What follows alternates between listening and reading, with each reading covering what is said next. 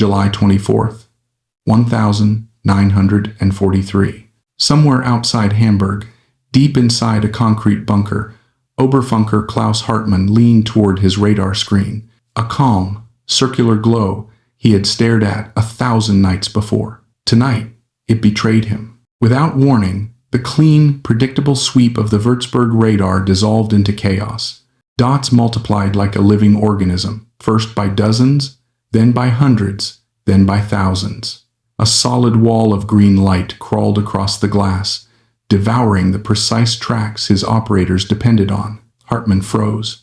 His training said, equipment failure. His instinct said this is impossible. Just minutes earlier, the Kammhuber Line, the pride of the Luftwaffe, the most advanced integrated air defense network in the world, was fully awake. Freya stations on the coast had already plotted a typical RAF bomber stream approaching Germany. Searchlights were warming.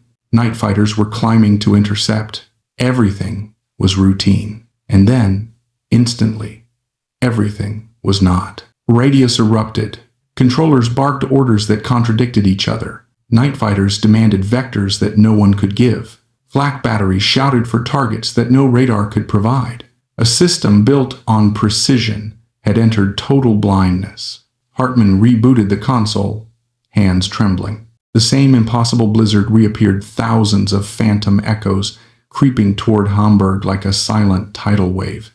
This cannot be real, he whispered into the headset. But it was, and it was only the beginning. What Hartmann didn't know, what no one in the entire Luftwaffe yet understood, was that this was not a malfunction, not sabotage, not a breakthrough Allied weapon. It was something far simpler.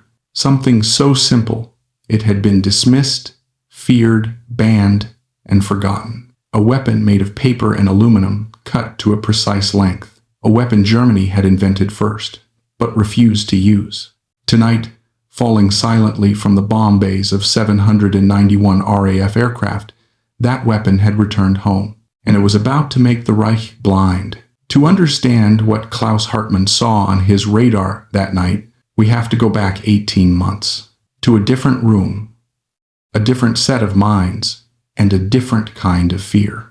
Because the chaos on Hartmann's screen wasn't born in a bunker, it was born in laboratories, arguments, and boardrooms, where brilliant scientists and terrified commanders stared at the same discovery and reached the same conclusion. If we use this, we destroy ourselves. In early 1942, at the telecommunications research establishment in Great Britain, a young physicist named Joan Curran stood over a desk scattered with thin strips of aluminum-coated paper. They fluttered as she lifted them, shimmering like children's craft scraps, fragile, weightless, harmless. But their measurements were anything but accidental. Each strip was cut to 27 centimeters, the exact half-wavelength of the Würzburg radar used by German flak batteries and night fighters. Drop enough of them from an aircraft, Curran explained, and German radar would see thousands of false echoes. Not a formation of bombers, but a solid wall of ghosts. A radar blizzard. The same blizzard that would one day make Hartmann whisper, "This cannot be real." This idea had a name, window. The Americans called it Chaff, and in Germany, scientists working independently called it Düppel. Both sides had discovered the same revolution. Both sides immediately understood its power, and both sides froze. Because the moment someone used it, they knew the other side would use it back. German radar engineers tested Düppel months before the British even finished debating it. They already knew the effect.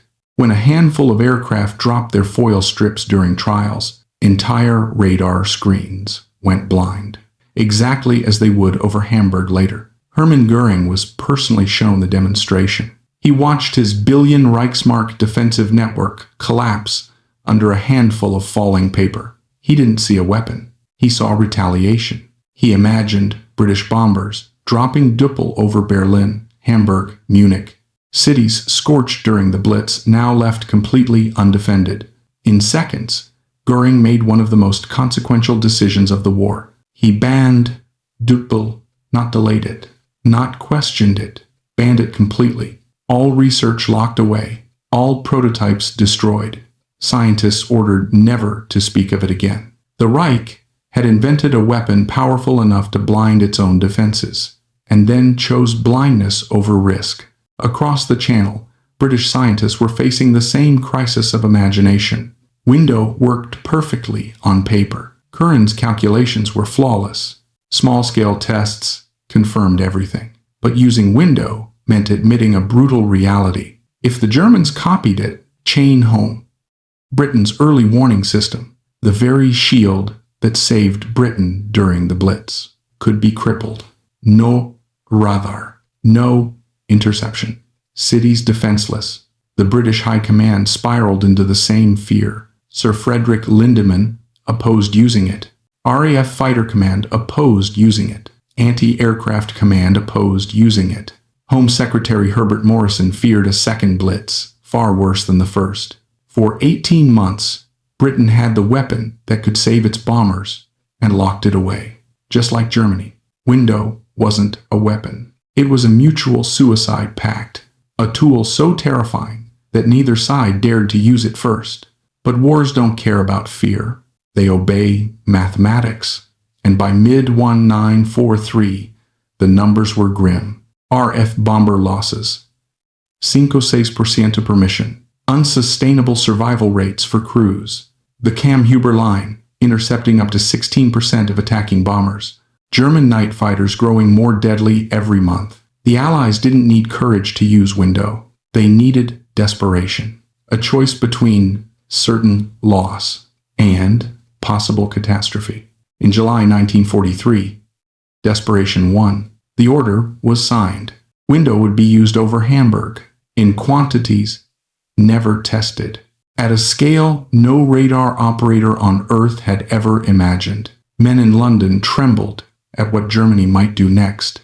Men in Berlin didn't even know that their own banned invention was about to return, with the force of a hurricane made of ghosts. As 791 RAF bombers roared toward the German coast on July 24th, every aircraft carried bundles of Window. 1 bundle per minute, thousands of strips per bundle. Millions of false echoes descending in slow motion. The Allies weren't just dropping bombs. They were dropping blindness. They were dropping fear itself. They were about to rewrite the rules of electronic warfare, with nothing more than aluminum scraps fluttering through the night. In a bunker outside Hamburg, Oberfunker Klaus Hartmann stared at his radar screen, believing it was malfunctioning. What he was actually watching was the end of an empire's vision, and the beginning of a new kind of war. One fought not with explosives, but with deception made visible, made from paper, cut with scissors, perfected by physics, and feared by every high command that ever touched it. Midnight, July 24th, 1943. Across the North Sea, 791 RAF bombers, Stirlings, Halifaxes, and Lancasters flew in a tight formation so vast it stretched across the night like a steel river. But this time, they were not alone. Inside every aircraft, packed into canvas sacks and cardboard boxes, lay the most dangerous weapon never meant to be used. 1-pound bundles of carefully cut aluminum foil Window. At 0:57 hours, as the bomber stream crossed the German coastline, the order was given. Drop Window.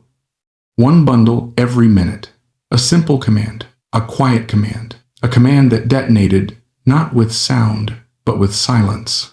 And with that silence, the greatest air defense network in Europe began to die.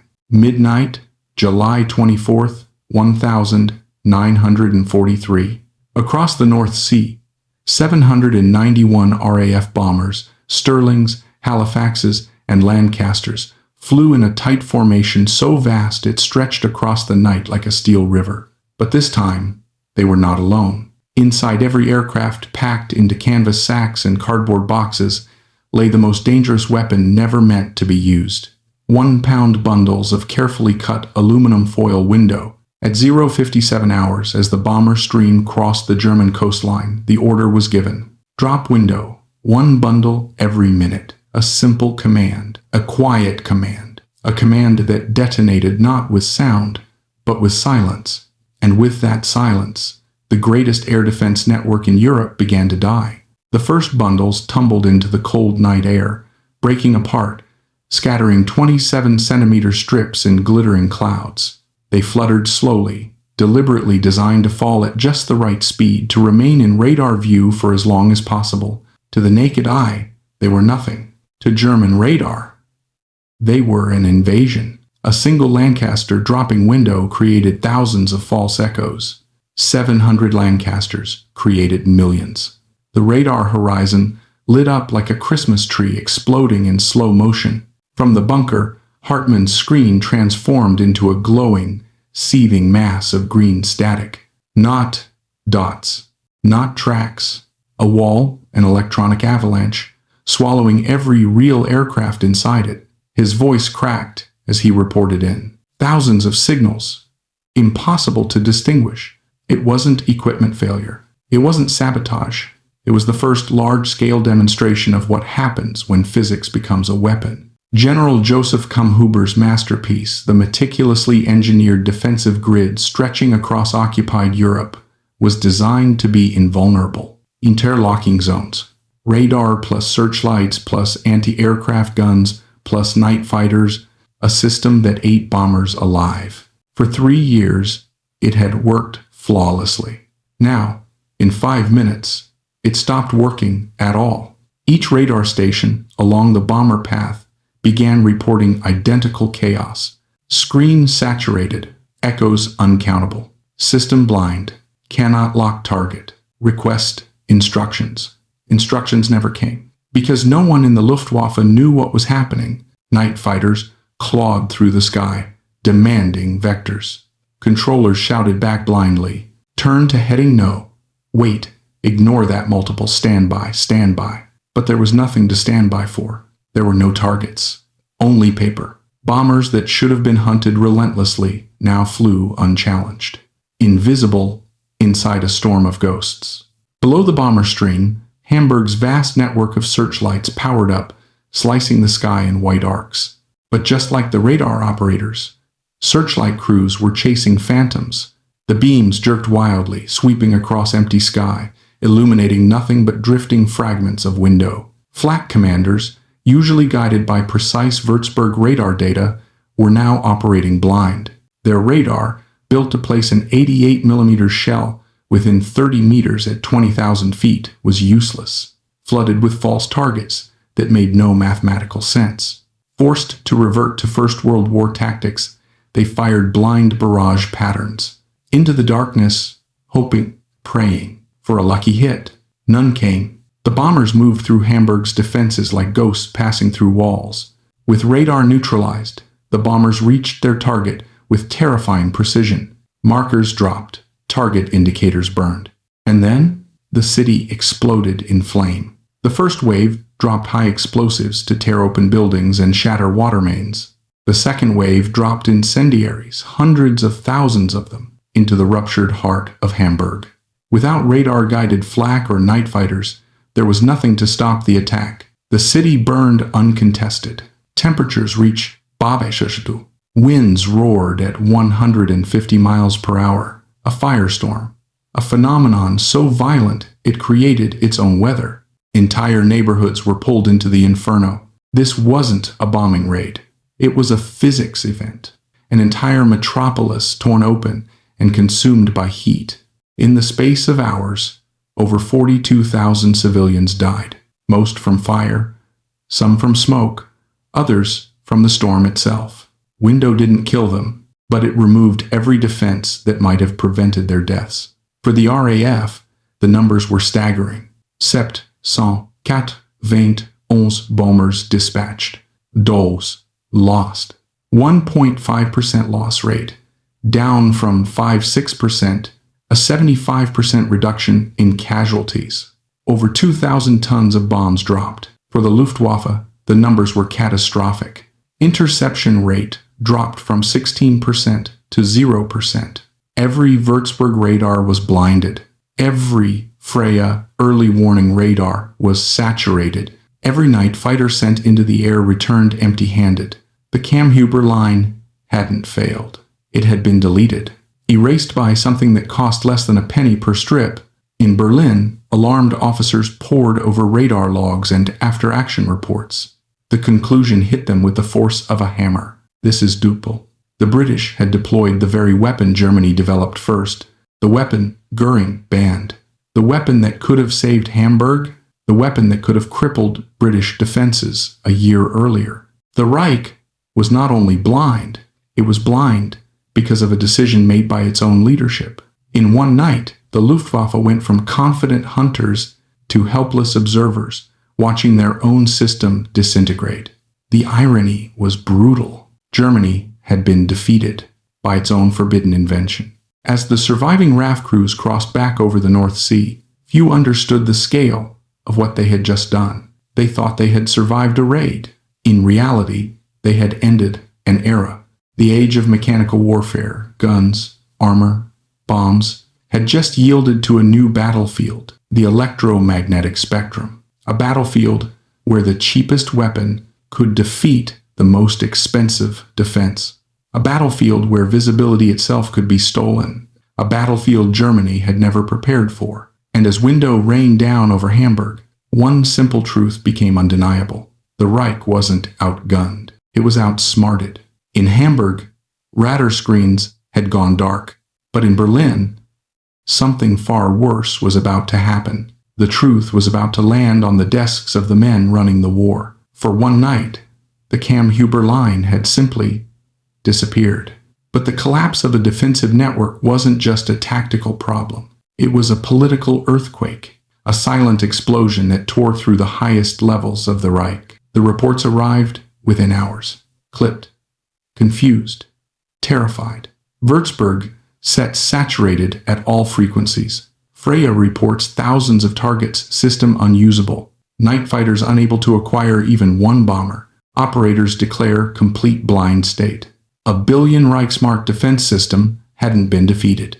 It had been switched off. 2 days after the Hamburg raid, Berlin convened an emergency conference. High-ranking Luftwaffe officers, radar engineers, physicists, industrial planners, some summoned in the middle of the night, others dragged straight from laboratories. The atmosphere was not analytical. It was funeral. In the center of the room stood Dr. Hans Plendl, one of Germany's foremost radar scientists, a man who had once warned that ignoring new countermeasures was equivalent to inviting defeat. He spoke quietly, his voice carrying the weight of a buried secret. The British have deployed Düppel. Silence. It was not shock. It was recognition. Everyone in that room understood instantly what those words meant. Because Düppel wasn't British. It wasn't Allied. It wasn't foreign. It was German. It was the very radar countermeasure the Luftwaffe had invented, perfected, and then banned. Göring's order from 1942, buried and forgotten, had now returned with the clarity of a confession. They had blinded themselves. When Hermann Göring arrived, the room snapped to attention, but no one dared meet his eyes. He read the reports. He read the radar logs. He read Hartmann's statement. We had been rendered blind, useless, overnight. Then he read the final analysis. Every radar set operating at 53 centimeters is now obsolete. The Kammhuber Line cannot function. All night fighter control is compromised. Flak batteries cannot aim. Göring's face tightened. Not because he didn't understand, but because he understood perfectly. He was the man who banned Düppel. The man who decided Germany would never use it. The man who believed that symmetrical fear, we won't use it, so the British won't either, was a stable strategy. Now his entire air defense empire was collapsing. Under the weight of that decision, every failure in Hamburg traced back to him. Every blind radar, every unchallenged bomber, every death in the firestorm, and everyone in the room knew it. But the man who felt the consequences most profoundly was not Göring. It was Albert Speer, the Minister of Armaments, sitting at his desk, surrounded by reports of destroyed factories, crippled infrastructure, and industrial chaos. He realized something the radar operators could not.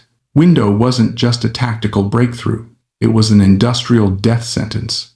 Speer didn't think in terms of radar. He thought in steel, in coal, in workers, in machines, in production numbers the Reich depended on for survival. What he saw terrified him. If the Allies could attack Hamburg with a mere 1.5% bomber loss, they could attack anywhere. Again, and again, and again. 6 raids, like Hamburg, Speer calculated, would be enough to bring German armaments production to a halt. A total halt. The end of the war. Not in theory. In math, he later wrote, Hamburg put the fear of God in me, not because of the flames, not because of the casualties, but because he saw a new kind of warfare, one where his factories were naked, his workers exposed, his industrial empire suddenly built on air. Window didn't defeat radar. It defeated the entire German war economy. The consequences inside the Luftwaffe were immediate and catastrophic. A system years in the making, staffed by thousands, built with immense precision and cost, was now obsolete in a single night.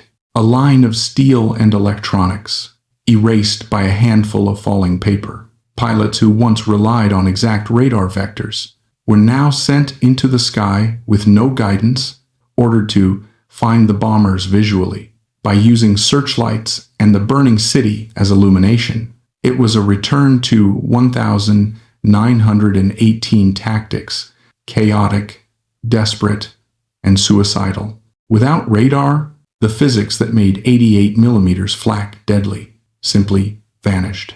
Crews threw shells blindly into the sky, hoping for chance hits that almost never came. To counter Window, the Reich mobilized over 7,000 top radar and electronics experts, draining vital talent away from U-boats, jet engines, and missiles. Engineers rushed to develop new radars, like the Liechtenstein SN2, operating on new wavelengths. But every adaptation took months, and Britain adapted in weeks. The Allies simply cut new window strips to match every new German frequency. Every step forward Germany took was undone by scissors. In the end, the tragedy of the German response was not technical. It was philosophical. Germany believed deterrence would work, that if they didn't use Düppel, Britain would neither. But deterrence only works if your enemy fears the same things you do. Britain did fear retaliation. For 18 months, they held back Window, but then the numbers changed. Bomber losses skyrocketed. The Kammhuber Line became too effective. The war turned into a battle of attrition Britain could not sustain. The moment the Allies reached that breaking point, the logic of symmetrical fear collapsed, and Germany, still clinging to it, suffered the consequences. They were not beaten by superior technology. They were beaten by a psychological assumption. They won't use it because we wouldn't. That assumption died over Hamburg, and with it, so did the future of the Luftwaffe. By early August 1943, just days after the first raid, German leadership finally understood the scale of the disaster. Their air defense network had not been damaged. It had been invalidated. Their radar frequencies were compromised permanently. Their fighters were directionless. Their cities undefended. Their engineers overworked and outmatched. And worst of all, the Allies had unlocked a weapon. Germany could neither stop nor survive. The Reich had entered a new war, a war of electrons, reflections, wavelengths, and deception. A war they were already losing, not because their enemies were stronger, but because they had banned the very weapon that could have saved them. When the last RAF bomber crossed back over the North Sea after the Hamburg raid, its crew felt something close to disbelief. They had flown into one of the most heavily defended cities in Europe and returned almost untouched. They didn't know why. They didn't know what had happened in the radar bunkers. They didn't know what had happened in Berlin. They didn't know a $1 billion Reichsmark defense system had died beneath them. For the men in those aircraft, it was a mission. For Germany, it was a turning point. And for history, it was the night modern electronic warfare was born. By the morning of July 25th, 1943, the scale of the destruction was unimaginable. Entire districts flattened, 2,000 square kilometers, burned. Over 42,000 dead. Temperatures reaching 800 degrees Celsius. Winds stronger than a hurricane. But even this horror wasn't the true catastrophe. The true catastrophe was what came after. Because Hamburg wasn't a single failure. It was a template. A demonstration that every city in the Reich could now be struck with near-zero Allied losses. Hamburg was not the end. It was the beginning. Window turned a single raid into a campaign. July 24-25. First RAF raid. The Kammhuber Line collapses. July 25. USAAF day raid. No radar, no accurate flak, minimal resistance. July 27-28. RAF returns with 787 bombers. Window blinds radar again. A firestorm ignites one of the deadliest in history. July 29-30. A third raid. Würzburg sets still blind. Controllers resort to suicidal visual interception. August 2-3. Final major blow. By midnight, half of Hamburg is destroyed or damaged. The Reich now understood. Radar wasn't degraded. It wasn't weakened. It wasn't compromised. It was obsolete. The second most industrialized city in Germany had been held open like a wound, and there was nothing the Luftwaffe could do. Inside the Luftwaffe, the consequences cascaded. A system years in development, carefully engineered, rigidly structured, now useless.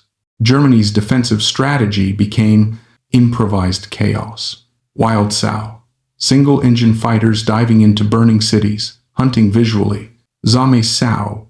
Twin-engine night fighters, guided by fragmentary, often useless reports. These weren't doctrines of strength. They were doctrines of surrender to circumstance. Thousands of Germany's best scientists were redirected to redesign radar, chasing new frequencies, prototypes, and jammers. In a desperate race they could never win. While Germany rebuilt one radar system, the Allies cut new window lengths. A defense industry was fighting scissors.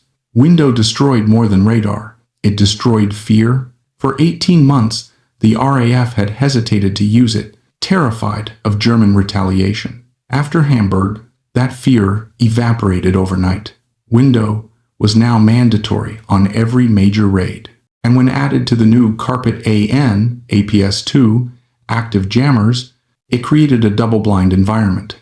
Radar blinded by chaff, radar deafened by jamming.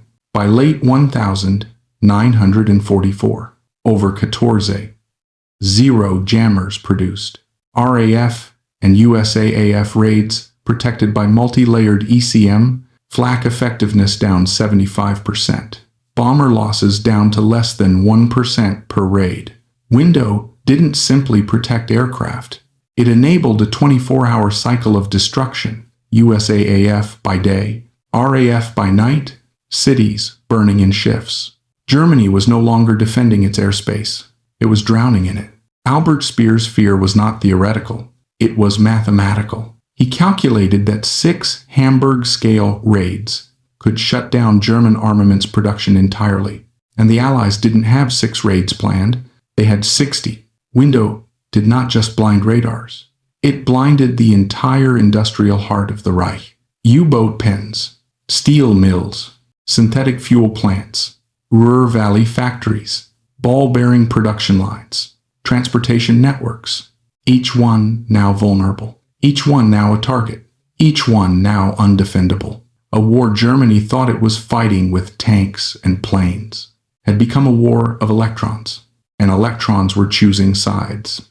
After the war, German operators and scientists spoke with brutal clarity. Oberfunker Klaus Hartmann, the man who first saw the blizzard. We had been rendered blind. We became useless overnight. A captured Luftwaffe technical report stated, German scientists knew what Düppel was, but refrained from using it for the same reasons as the British. Albert Speer wrote, Hamburg put the fear of God in me. Even Hitler privately admitted, if such raids continue, Germany cannot stay in the war. The most devastating weapon of the air war, the weapon that broke the Kammhuber Line, that crippled German industry, that shattered civilian morale, was not a bomber, not a fighter, not a radar, not a bomb. It was foil, aluminum foil, cut to half a wavelength, dropped by the ton, ignored by high command, feared by everyone, used by the side that finally ran out of alternatives. The lesson of window outlived the war. Every modern military aircraft in the world today, 2025, carries some descendant of those simple strips. Chaff remains a universal doctrine, a permanent reminder that the simplest ideas can break the most complex systems. Window wasn't just a countermeasure. It was a philosophy. Confuse the enemy, blind the enemy, drown the enemy in data he cannot trust. The Battle of the Beams ended in Hamburg, but the age of electronic warfare began there. In that bunker outside Hamburg, Klaus Hartmann never saw a bomber, never saw a formation, never saw a single aircraft. All he saw were echoes, thousands of them, crawling across his screen like a living storm. He thought his equipment had failed. He thought the system was broken. He thought the impossible was happening. He was right, but not in the way he feared.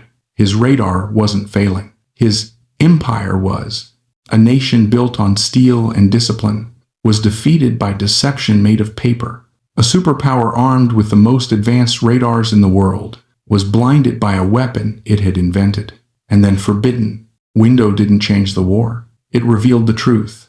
When fear stops one side from using a weapon and desperation drives the other to embrace it, the war ends long before anyone realizes it. Hamburg was not just a raid. It was the moment an empire went blind and never recovered. Why an empire went blind and what it teaches us about power, fear, and the physics of decision, asterisk, asterisk. In the summer of 1943, over the burning streets of Hamburg, the world witnessed something unprecedented.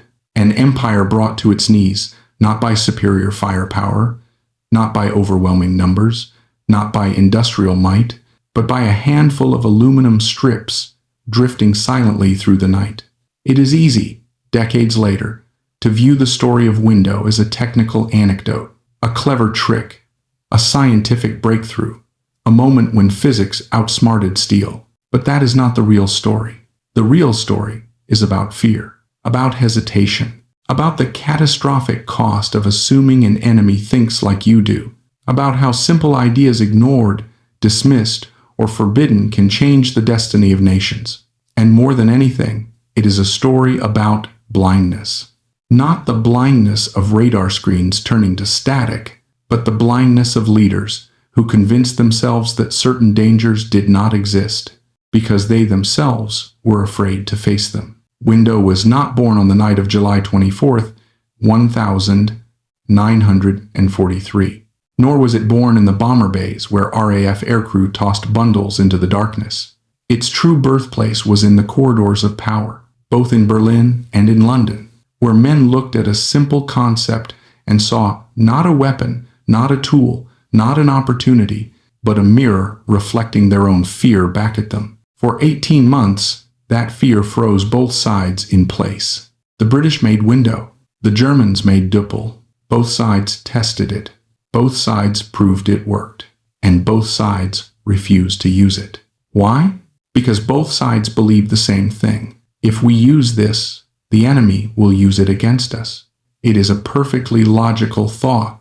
It is also the most dangerous logic in warfare, because it assumes symmetry. It assumes your enemy fears what you fear. It assumes your enemy values what you value. It assumes your enemy will remain passive simply because you remain passive. History shows these assumptions are almost always wrong. The moment one side's circumstances change, the moment desperation outweighs fear, the moment the cost of inaction surpasses the cost of risk, symmetry collapses, and the side still clinging to fear is left defenseless. Germany believed Window was too dangerous to use. Britain believed Window was too dangerous to use. But only one of those nations faced a bomber loss rate so high it threatened the very survival of its air campaign. And in July 1943, Britain crossed that threshold. Fear turned into necessity. Hesitation turned into resolve. And the scissors finally cut those 27-centimeter strips that would fall over Hamburg like electronic snow. This is the first lesson of Window. Hermann Göring banned Düppel because he feared what it would do to Germany's radar. He feared the possibility that the British would copy it. He feared the loss of his air defense network. In banning it, he created the very future he feared. Symmetrical fear creates vulnerability. When two sides fear the same weapon, the first one forced to act breaks the balance. The other is left holding nothing but its own hesitation. Window teaches us that fear does not prevent danger. Fear only prevents preparation. Throughout history, empires have trusted their strength to the biggest machines, the tallest walls, the most expensive weapons.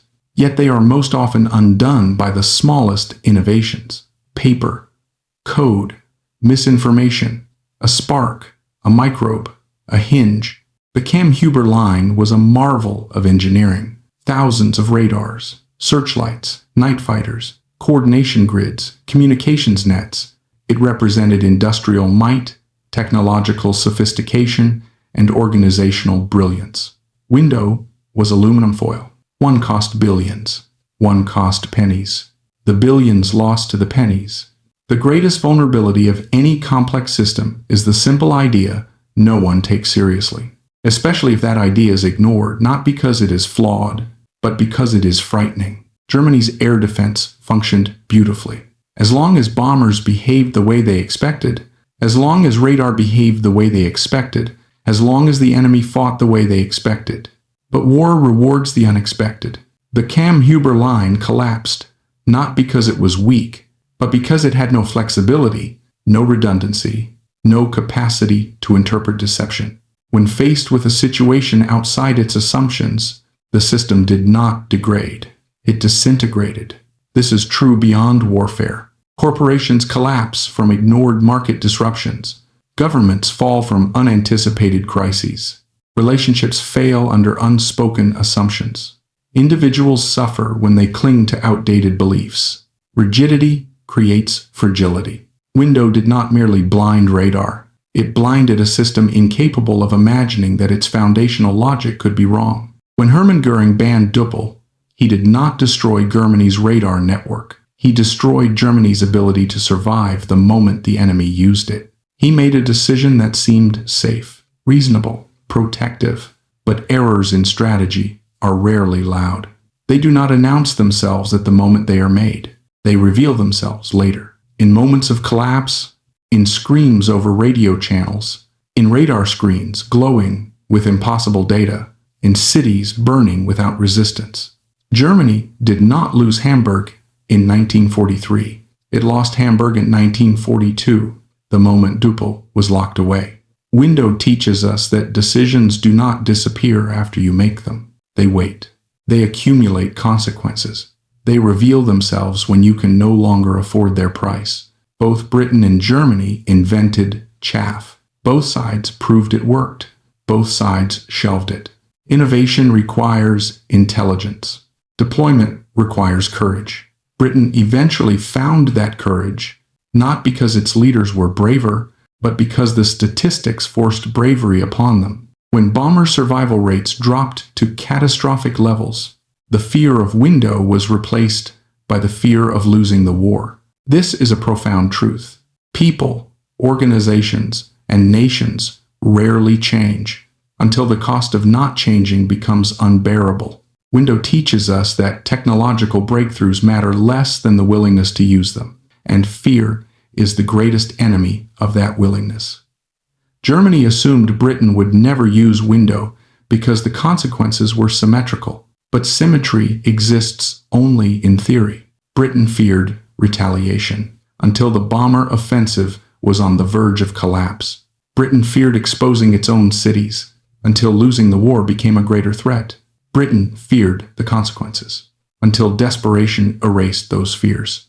This is the fatal flaw of deterrence built on symmetry. You assume your enemy will not risk what you refuse to risk. You assume your enemy wants what you want. You assume your enemy fears what you fear. But war does not care about symmetry. War responds to pressure, not to philosophy. Window teaches us to never project our own fear onto the enemy. Fear is personal. Fear is situational. Fear is asymmetric. Window was not technology. It was psychology. It exploited the human belief that a radar screen represents reality. It exploited the trust operators had in their training. It exploited procedures built on order and clarity. It exploited a worldview where signals equal information. Window revealed how fragile perception becomes. When an entire system, technical and human, trusts a single method of seeing, this is true far beyond radar. Businesses trust numbers that can be manipulated.